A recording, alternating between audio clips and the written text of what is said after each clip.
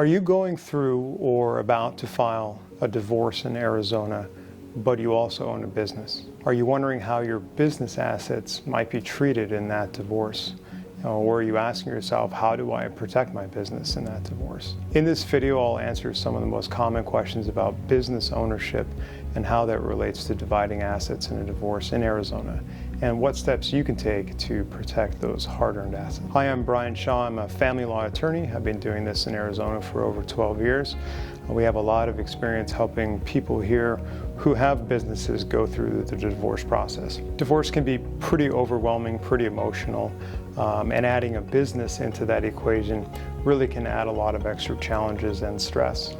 But I wouldn't worry. We'll help get you through it. If you've been Googling things like how is a business divided in a divorce, or can I protect my business in an Arizona divorce, maybe you're wondering, do I even need a business evaluation? So in this video, hopefully we'll help you clarify that process, answer some of those questions, and get you moving forward. Before we dive into the details, it's important to understand that every divorce case is different and pretty factually dependent. The information I provide in these videos is just general information, so I encourage you to reach out directly for a consultation with myself or any other attorney regarding your specific situation. And as always, please don't take this as legal advice for you. Let's dive into some of the most common questions that I get regarding getting a divorce in Arizona with a business. So first is, how is a business divided in an Arizona divorce? Arizona is a community property state, which means generally that everything that you buy or create while you're married is yours together.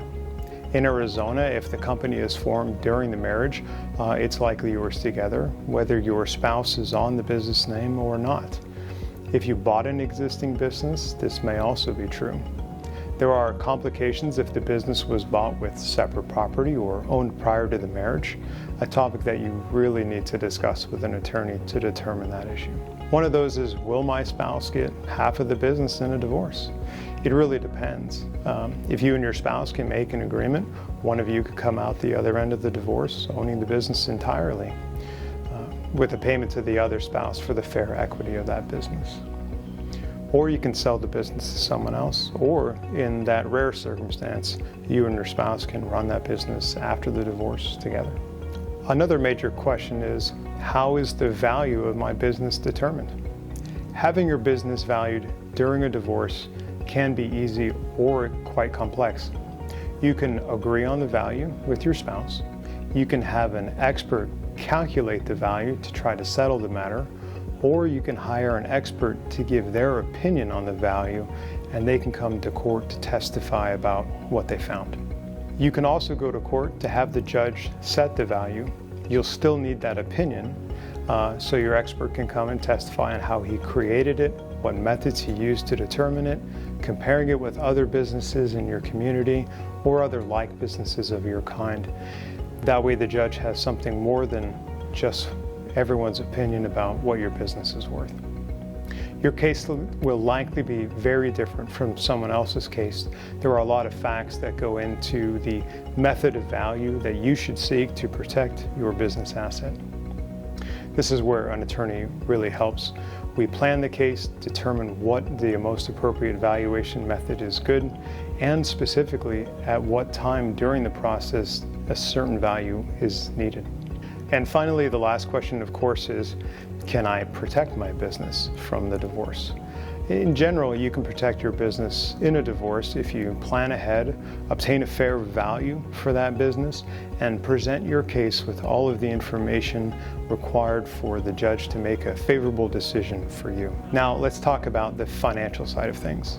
When handling divorces that involve a business, as attorneys, we often bring financial tools like spreadsheets, accountants, bookkeepers, and importantly, those business evaluation experts to accurately assess the value of your business to present to the court. You know exactly how hard it was to build that successful business that you have, and losing it really isn't an option for you. An attorney's job is to help ease the stress that you're feeling and give you the support that you need in moving forward confidently in the litigation process with the right information and having the right facts to present to that judge.